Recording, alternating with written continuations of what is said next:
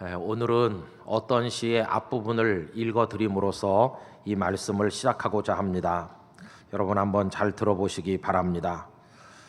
올 때까지 왔구나 막다른 골목, 피곤한 사나이가 홀로 서 있다.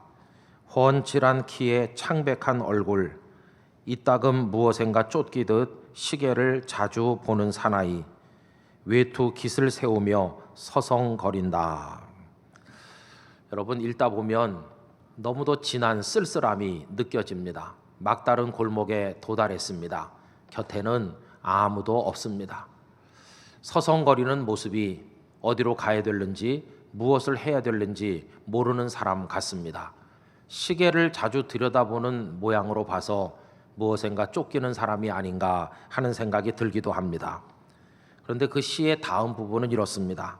꽁꽁 얼어붙은 천지엔 하얀 자막처럼 눈이 내리고 허둥지둥 막을 내린 드라마, 이렇게 이어져 나갑니다. 날이 춥다는 걸 느낄 수가 있죠. 그러니까 외투에 깃을 세우겠죠. 그리고 끄트머리가 씁쓸해하게 막을 내린 드라마처럼 이 시 속의 남자에게도 무엇인가가 끝이 났음을 느낄 수가 있겠습니다. 여러분이 앞자락만 읽어드린 이 시는 12월이라는 제목의 시로서 오래전에 작고하신 임영조 선생님의 작품입니다.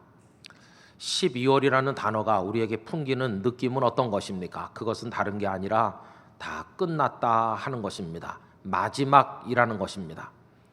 이 시 속의 남자도 12월 끝자락에 지나가 버린 시간과 기회들을 아쉬워하면서 시계를 들여다보는 모습으로 거기 서성대고 있는 것입니다.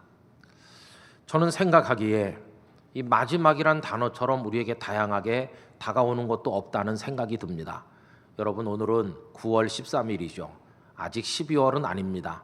그래서 아직은 시간이 좀 더 있는 것처럼 여겨집니다. 그러나 우리는 잘 알고 있습니다.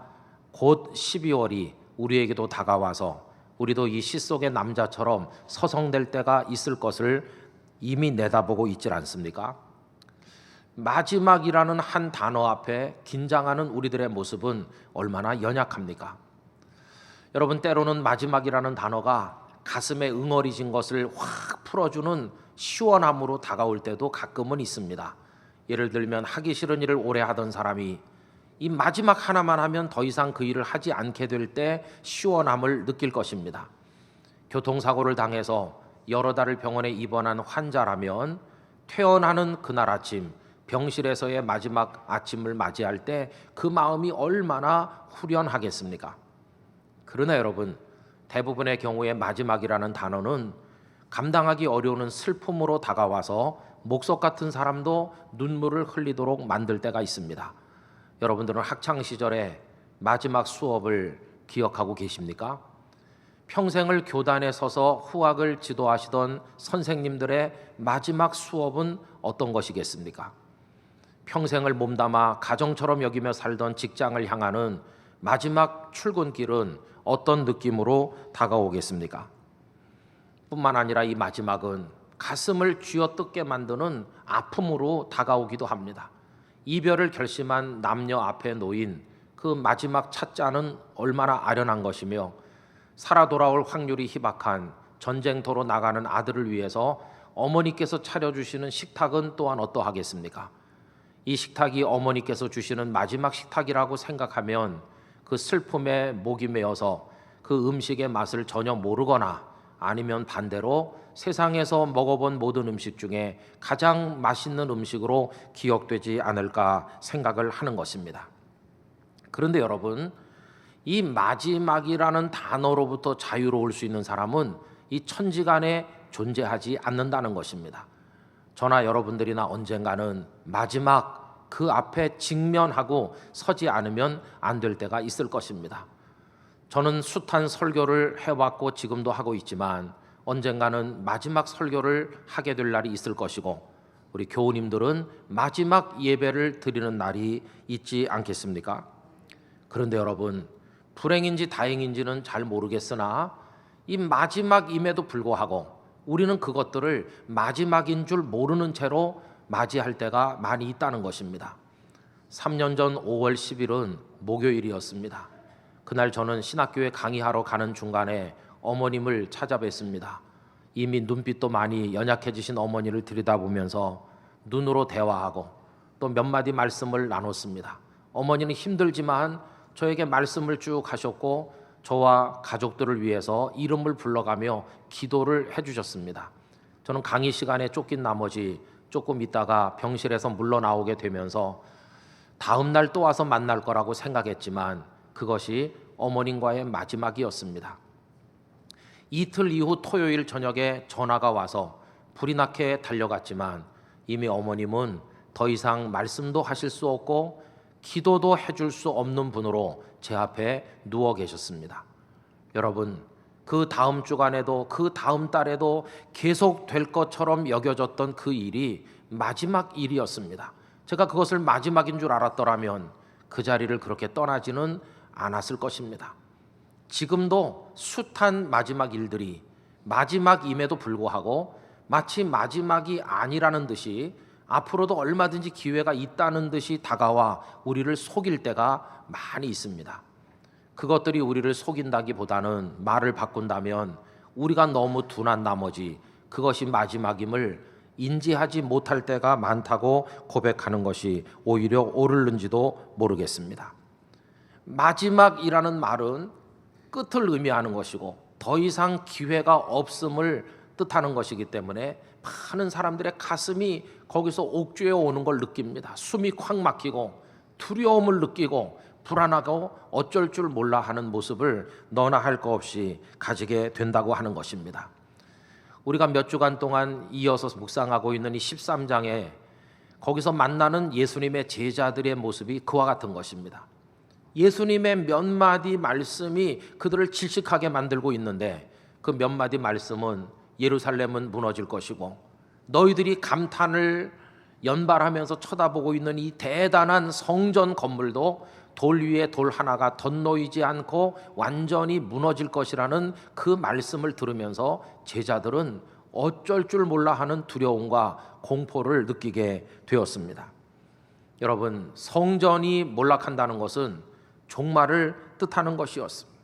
유구한 역사를 통해 이스라엘 백성들의 정신적인 영적인 고향이 되었던 그곳이 다른 곳은 썩고 부패해도 거기만은 거룩할 것이라고 믿어졌던 바로 그 자리가, 그리고 자신들은 한없이 연약하지만 성전을 바라보거나 생각하기만 해도 용기가 힘이 생기도록 만들어주던 그들의 삶의 근원지와도 같이 여겨지던 그 성전이 돌 위에 돌 하나도 덧놓이지 않을 정도로 무너진다는 그 말씀은 그들을 견딜 수 없게 만들었던 것입니다. 그것은 단지 성전의 종말만은 아닙니다. 성전의 종말은 곧 이스라엘의 종말이요, 이스라엘의 종말은 이스라엘 백성들의 종말이요, 그것은 곧 그들 개개인의 종말이요, 이제는 더 이상 웃음꽃이 피는 식탁은 없을 것임을 뜻하는 것이었기에 그들이 얼마나 두려움에 빠졌을까 우리가 생각을 할 수가 있겠습니다. 여러분, 예수님의 이 말씀이 제자들을 충격으로 몰아넣은 이유는 그것만은 아닙니다. 만약에 이 일이 앞으로 한 200년, 500년, 1000년 후에 일어날 것이라고 하셨다면 제자들은 별로 긴장하지 않았을 것입니다. 그러나 예수님은 너희들이 두 눈 뜨고 살아있는 동안에 그 일이 일어날 것이라고 말씀하셨기에 그들은 더더욱 두려움에 빠지게 된 것입니다.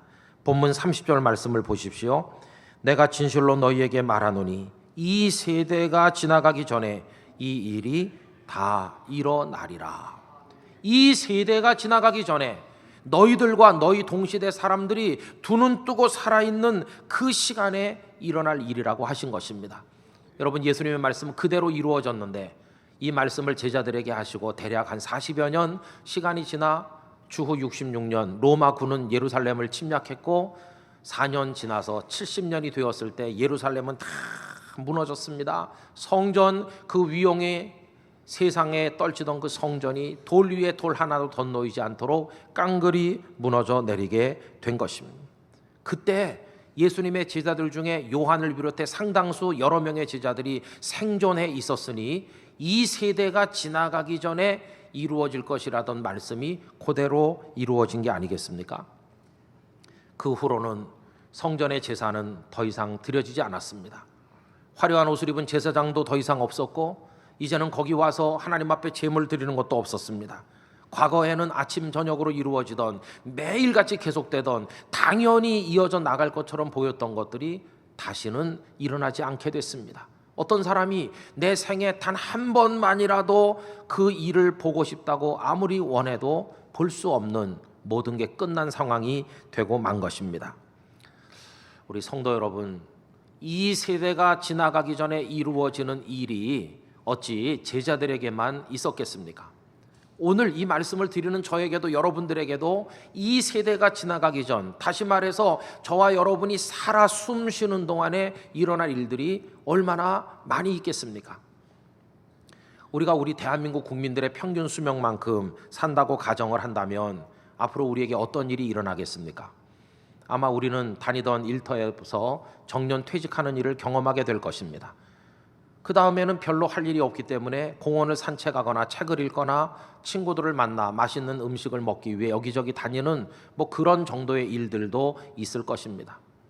그러다가 얼마 후 시간이 지나면 친한 친구가 회복불능의 병에 걸려서 입원했다거나 아니면 그 친구가 갑자기 세상을 떠났다는 슬픈 소식을 접하게 될 것이고 검은 옷을 꺼내 입고 장례에 참석하기 위해 집을 나서는 일을 경험하게 될 것입니다. 그리고 얼마간 더 지나면 그 일들이 우리 자신에게 일어나 어제 들은 얘기를 오늘 기억할 수 없고 다리가 아파 외출할 수가 없고 모든 것에 의욕이 감퇴되고 그리고 의사 선생님으로부터 사실 날이 얼마 남지 않았다는 이야기를 듣게 될는지도 모르겠습니다. 그러다가 어느 날 그 식사가 생애 마지막 식사가 되고 그 만남이 가족과의 마지막 만남이 되는 날이 저에게도 여러분들에게도 있을 것입니다. 이것이 다 우리가 살아서 앞으로 경험하게 될 일들이라는 것입니다. 늘 있었기에 계속해왔던 일이기에 당연히 앞으로도 있을 것처럼 생각됐던 일들, 그리고 너무너무 오랫동안 반복돼서 짜증이 나고 권태스럽게까지 여겨졌던 그 일들이 나중에는 다시는 우리 생에 더 이상 일어나지 않으므로 한 번만이라도 내가 더 경험해봤으면 하고 바라는 소원이 될 것이고, 아무리 바라도 그 일은 일어나지 않아 모든 것이 끝나는 순간을 맞이하게 될 것입니다. 여러분, 이런 일들은 성전이 무너진다는 말씀이 제자들에게 두려움이 된 것처럼 오늘 우리 모두에게 두려움으로 다가오고 있는 것입니다. 이 세상에 종말이라는 단어를 사랑할 사람은 아무도 없습니다. 종말, 그것이 개인적 종말이든 국가의 종말이든 이 세상 전체의 종말이든지 간에 종말이라는 단어를 사랑하고 기다릴 사람은 아무도 없는 것입니다. 다 두려움으로, 떨림으로, 불안으로 이 종말이라는 단어를 피할 수 있으면 어떻게 좀 피해 볼 수 없을까, 그런 마음으로 세상을 살아가고 있는 것이 우리들의 모습이 아니겠습니까? 그래서 여러분, 오늘 우리에게는 큰 숙제가 하나 주어졌는데, 이 두려운 종말을 어떻게 두렵지 않게 맞이할 수 있을 것인가, 이 문제를 해결해야 될 숙제가 우리 모두에게 주어져 있다고 말할 수 있을 것입니다. 여러분, 성경을 읽다가 우리에게 기쁨을 주는 말씀도 있지만 오늘 읽은 본문 같은 세상의 끝과 종말을 말씀하는 말씀을 읽을 때 두렵고 긴장되는데, 어떻게 하면 오늘 본문 같은 말씀도 인상을 찌푸리지 아니하고 담담한 마음으로, 아니 오히려 기쁨에 넘치는 마음으로 이런 본문을 읽어 내려갈 수 있는 사람이 될 수가 있겠습니까? 저는 이 시간 이 말씀을 통해 우리가 이 숙제를 푸는데 성공할 수 있기를 간절히 원하는 것입니다. 어떻게 하면 좋을 것인가? 여러분, 기본적으로는 우리의 생각의 태도를 정반대로 바꿀 필요가 있습니다. 세상에는 도망간다고 없어지지 않는 일들이 많습니다. 아무리 피하려 해도 피할 수 없는 일들이 얼마나 많이 있겠습니까? 그렇다면 그 일들을 피하려 할 것이 아니라 마음을 바꾸어서 그 일을 오히려 내 편에서 적극적으로 맞아들이는 것이 현명할 것입니다. 지금은 하나님 나라에 가신 장로님이신데 저희 먼 친척이십니다. 그 장로님 계실 때 있었던 오래전 일입니다. 아들 둘이 있는데 작은 아들이 너무도 속을 많이 썩여요. 그 녀석의 주특기는 가출하는 것이었습니다. 중학교 때부터 가출을 밥 먹듯이 해요. 근데 나이가 한 20살쯤 되니까 영장이 나왔어요. 군대에서 부르는 겁니다. 그런데 집에 아들 녀석이 있어야 제 날짜에 입대를 시킬 게 아닙니까? 영장은 왔는데 아들은 집을 나간 지가 여러 달이에요. 아버지는 속이 바싹 타들어가면서 아들 있을 만한 곳을 누비면서 전국을 수소문해서 드디어 아들을 데려다 놓고 이놈아 너 군대 가라. 영장 나왔다. 안 가요. 내가 왜 군대를 가요? 그러다가 입대 날짜가 지나갔어요. 여러분 제 날짜 입대 안 하면 탈영과 똑같습니다. 많은 그로 인한 어려움을 겪게 됐어요.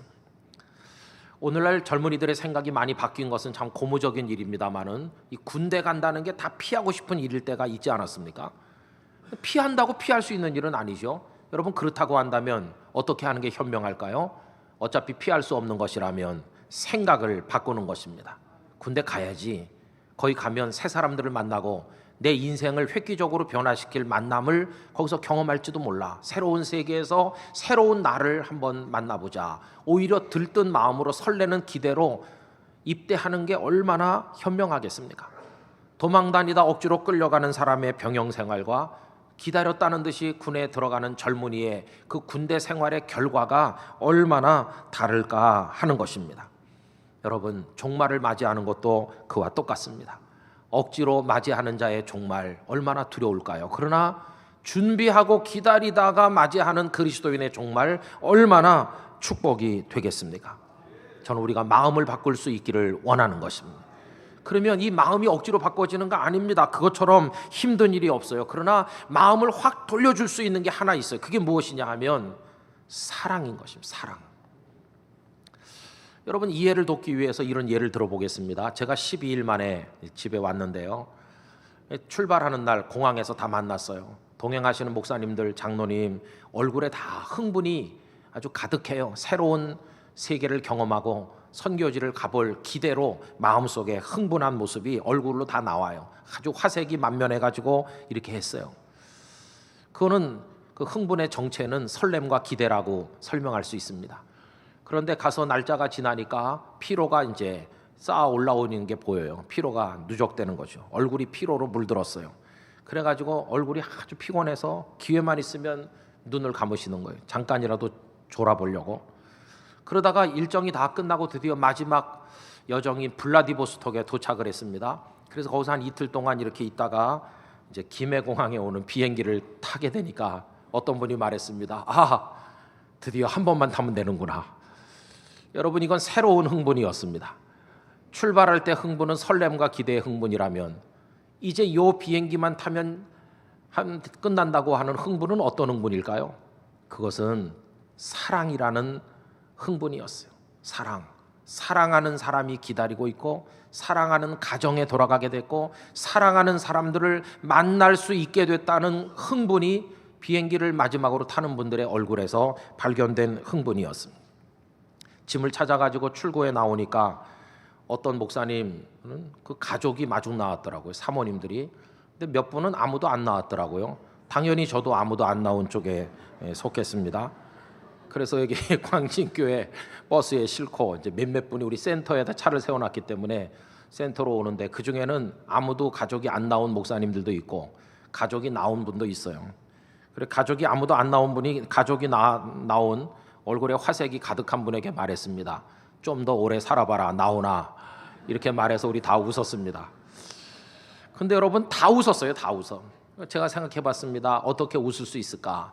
그것은 가족들이 무슨 일로 바빠서 지금 공항엔 못 왔지만 내가 이 짐 들고 집에 들어가면 맞아줄 사랑하는 이들이 있기 때문에 웃을 수 있는 여유가 있는 것입니다.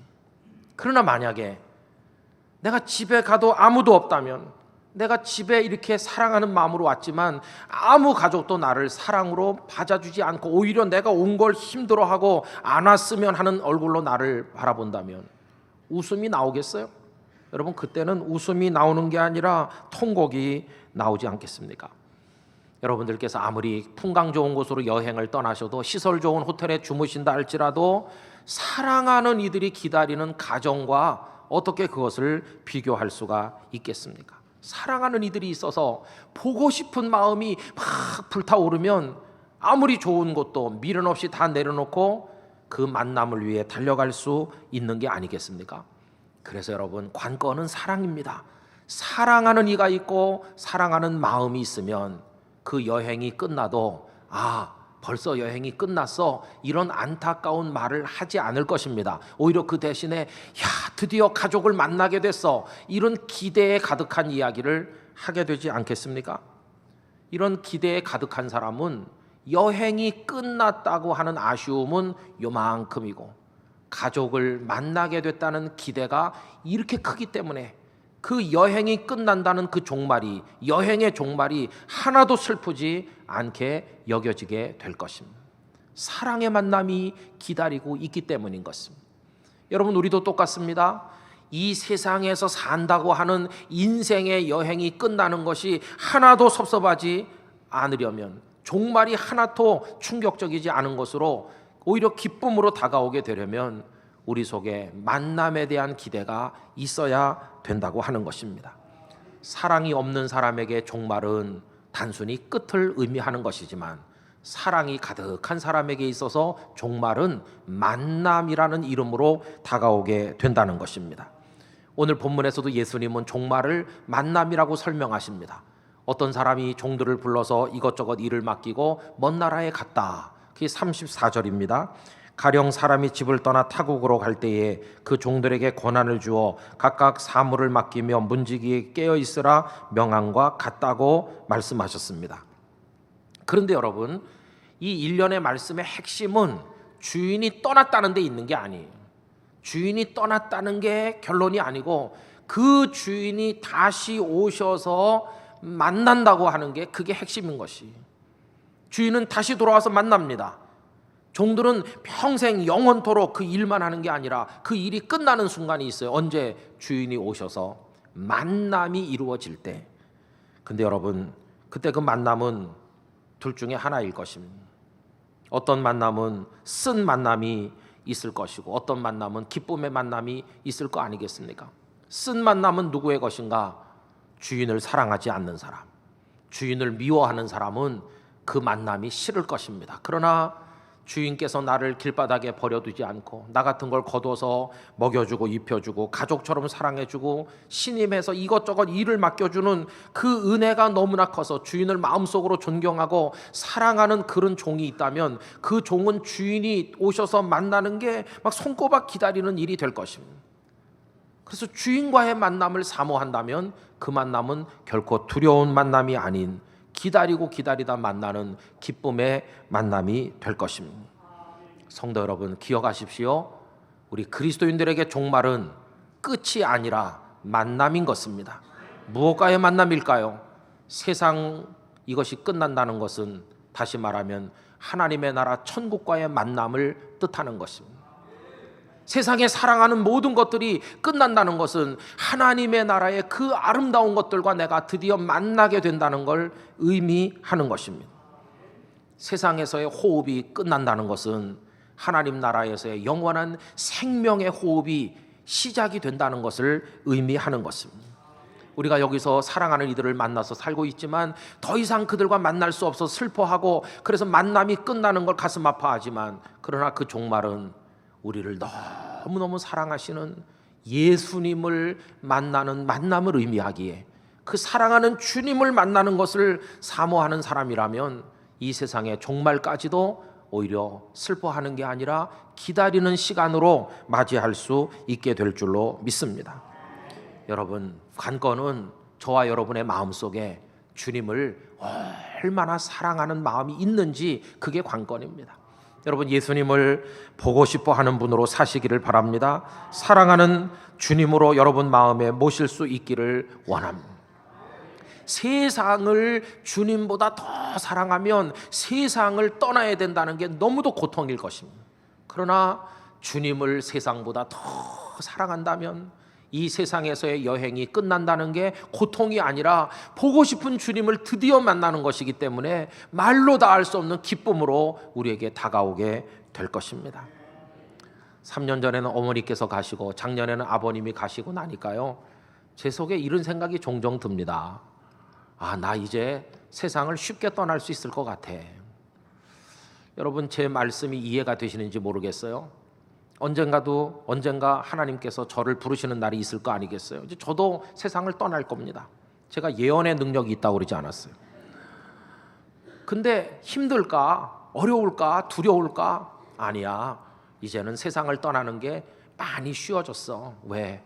보고 싶은 부모님이 계시니까. 부모님을 만날 거니까. 하나님, 빨리 가서 부모님을 만나고 싶어요. 내가 부모님을 사랑하지 않으면, 우리 부모님과 내가 이렇게 등지고 살고 만나기 싫어한다면 부모님이 계시는 곳에 가기 싫겠지만, 부모님을 너무 사랑하니까 이제는 부르시면 이때가 오길 기다렸습니다 그러면서 훌쩍 갈 수 있지 않을까. 여러분, 사랑하면 쉽게 갈 수 있는 것입니다. 제 마음을 여러분들도 이해하실 수 있으면 좋겠다, 그런 생각이 듭니다. 사랑하면, 그 주님 사랑하면, 주님 만날 기대감에 세상의 여정이 끝나는 게 하나도 두렵지 않게 될 줄로 믿습니다. 사랑 안에는 두려움이 없다. 여러분, 요한일서 4장 18절, 사랑 안에 두려움이 없고 온전한 사랑이 두려움을 내쫓나니. 예수님을 향한 사랑, 그 예수님을 만나고 싶은 생각이 세상을 떠나야 된다는 두려움을 다 이길 수 있도록 우리에게 힘을 주시기를 간절히 기원하는 것입니다. 사랑하는 주님을 만나고자 준비하는 사람은 헛되이 지나지 않을 것입니다. 아까 예수님의 이야기 속에 나오는 그 종은 주인을 사랑하기 때문에, 주인을 존경하기 때문에 그분이 오실 날이 될 때가 다가올 때 얼마나 잘 준비하겠어요. 맡은 일은 말할 것도 없고, 주인님 방을 청소하고 음식을 장만하고 예쁘게 입고, 오늘 밤에 오시든 내일 아침에 오시든 난 주님을, 우리 주인님을 만난다. 이게 그 종의 모습 아니겠어요? 여러분, 그 종은 그 주인이 낮에 오든 밤에 오든 상관없습니다. 언제나 잘 준비했기 때문이에요. 우리도 마찬가지입니다. 예수님을 사랑하고 그 만남의 때를 기다리신다면 사랑하는 이를 만나러 나가는 어떤 처녀처럼 잘 준비하고 흥분된 모습으로 주님 앞에 나가게 될 줄로 믿습니다. 맡겨주신 일 잘하게 될 줄로 믿습니다. 오늘 우리 찬양대가 일하러 가세, 일하러 가 찬양을 멋지게 하나님께 올렸는데, 이 세상 사는 동안에 맡겨주신 일을 열심히 하게 될 것입니다. 그 목표는 사랑하는 주님을 만나기 위한 준비이기 때문인 것입니다. 그래서 그것을 예수님은 깨어있는 삶이라고 하세요. 여러분, 오늘 본문 35절 다 같이 읽어보도록 하겠습니다. 그러므로 깨어있으라. 집주인이 언제 올는지, 혹 저물 때 일는지, 밤중 일는지, 다굴 때 일는지, 새벽 일는지 너희가 알지 못함이라. 아멘. 그래서 36절에 부연하시기를 호련히 와서 자는 것을 보지 않도록 하라고 말씀합니다. 주인이 오는 게 싫고 아무 준비도 안 됐고 쿨쿨 자다가 주인을 만나면 안 되니까 그 주인을 사랑하는 마음으로 그때를 위해 준비하라고 말씀을 하셨습니다. 여러분, 그 시간이 언제일지 아는 사람 아무도 없어요. 우리의 종말을 미리 알고 사는 사람은 한 사람도 없지만 영이 맑은 사람은 어렴풋이 느낄 수 있습니다. 그게 오늘 무화과 나무의 이야기입니다. 28절과 29절을 보십시오. 무화과 나무의 비유를 배우라. 그 가지가 연하여지고 잎사귀를 내면 여름이 가까운 줄 아나니, 이와 같이 너희가 이런 일이 일어나는 것을 보거든 인자가, 사랑하는 우리 주님이 가까이 곧 문 앞에 이른 줄 알라고 말씀하시는 거예요. 이런 일은 시대적인 징조, 역사적인 징조, 영적 징조 여러 가지가 있는데 우리 개인에게도 징조가 있어요. 내가 건강이 옛날 같지 않아. 백발이 갑자기 많아졌어. 기억력이 많이 줄었어. 힘과 의욕이 좀 옛날 같지 않아. 이렇게 어떤 일이 여러분들에게 느껴지시거든 사랑하는 주님을 만날 날이 가까웠음을 깨닫는 지혜를 우리가 가져야만 할 것입니다. 여러분, 달력을 한 장 넘긴다는 것은 그만큼 인자이신 우리를 사랑하시는 예수님의 품에 안길 시간이 그만큼 다가왔음을 의미하는 것이므로 우린 더 잘 준비하도록 노력해야 될 것입니다. 참으로 감사한 것은 나는 이렇게 주님을 사랑하고 주님을 만날 날을 손꼽아 기다리는데 주님은 나를 외면하시고 보기 싫어하신다면 얼마나 이게 슬픈 일이 되겠습니까? 그러나 너무도 감사한 건 우리가 주님을 보고 싶어 하는 것보다 주님은 천배 만배 우리를 만나고 싶어 하신다는 것입니다. 주님은 이 땅에 초림하실 때도 사랑으로 오셨습니다. 하늘 보좌를 떠나 베들레헴 마구간에 오실 때도 억지로 오신 것이 아니라 사랑으로 우리를 만나러 오신 주님이시고, 장차 이 땅에 재림하실 때도 사랑으로 오실 것이고, 그 전에 우리를 부르신다면 사랑으로 불러서 김 목사 너 만나는 날을 내가 기다렸다. 이제 네 인생이 다 찼고 내가 맡겨준 일 다 했으니 오너라. 그러면 우린 다 가서 주님의 품에 안기게 될 것입니다. 그 품이 얼마나 따뜻할지, 그 눈빛이 얼마나 자애로울지, 그리고 우리 눈에 눈물을 닦아주시면서 그 만남을 우리에게 허락하실 주님을 생각하면 우리에게 다가올 종말이 두렵기는커녕 기다려지는 날로 다가오게 될 것입니다. 그래서 그리스도인들에게 종말은 회색 빛깔의 칙칙하고 공포스러운 종말이 아니라 무지갯빛으로 찬란하게 빛나는 너무도 기다리는 그날로 다가오게 될 줄로 믿습니다. 여러분, 그날을 기대하면서 오늘 이 땅에서는 주어진 사명에 충성하면서 장로님 기도대로 우리의 심장에 고동이 있는 그날까지 전진하면서 주님의 복음을 위해 일하는 것입니다. 여러분, 그렇게 우리 살게 되길 원하고, 여러분들과 예수님의 만남이 두려운 만남이 아닌 기다리다 만나는 기쁨의 만남, 감격의 만남, 눈물의 만남, 면류관을 쓰는 영광의 만남이 되기를 예수님의 이름으로 축원합니다. 기도하겠습니다. 아버지 하나님, 우리에게 정해진 시간만큼 이 땅의 삶을 살게 하시고 우리를 부르시는 인생의 종말이 있으며 또 이 세상 자체도 종말을 향해 가고 있는데 그 끝이 우리에게 두려운 것이 아니라 기쁨과 영광의 날이 될 줄로 믿습니다. 그렇게 하기 위해서 사랑하는 주님을 만나야 되겠는데 주님을 향한 사랑이 우리 속에 끓어오르게 하여 주시옵소서. 다 같이 한 목소리로 기도합니다. 오 주님, 오늘 이 시간에 저희들 이 자리에 불러서 하나님 앞에 예배하게 하심을 감사합니다. 정해진 시간 동안 이 땅에 살면서 우리는 인자가 가까우심을 알고 주님을 만날 날이 다가옴을 알고 주님을 향해 나아갑니다. 그 만남이 두려운 만남이 아니라 기쁨의 만남이요, 감사의 만남이요, 눈물로 감격으로 만나는 만남이 될 줄로 믿습니다. 하나님, 우리에게 그런 영적인 준비가 있게 하여 주시옵소서. 믿습니다. 깨어있게 하여 주시옵소서. 아버지 하나님, 이 고귀한 주일 3부 예배 시간에 이 복된 자리 한 자리를 저희의 자리로 정해주시고 이 자리에 앉아 예배하는 영광을 주심을 감사드립니다. 여기서 깨어서 믿음을 준비하고 주님의 일에 충성하면 이 예배당의 한 자리가 아닌 하늘나라 영광의 보좌를 주실 줄로 믿습니다. 아버지 하나님, 지금 여기서는 주님을 영으로만 바라보지만 그날이 되면 얼굴과 얼굴을 마주 대하여 보듯이 우리 주님을 만나 그 품에 안기게 될 것을 믿습니다. 그날을 기다린다면 이 세상의 고단한 여행이 끝나는 것이 하나도 아쉽지 않고 두렵지도 않고 주님 만날 그 영광의 만남을 내다보면서 오히려 그날을 기다리는 성도가 될 줄로 믿습니다. 우리 모두가 그런 모습으로 우리의 삶을 살게 하시고 그동안에는 맡겨주신 사명을 힘있게 감당하는 깨어있는 성도가 되게 하여 주시옵소서. 우리 땅끝 교회 성도 모두에게 이런 은혜를 허락하여 주시옵소서. 예수님의 이름으로 기도드리옵나이다. 아멘.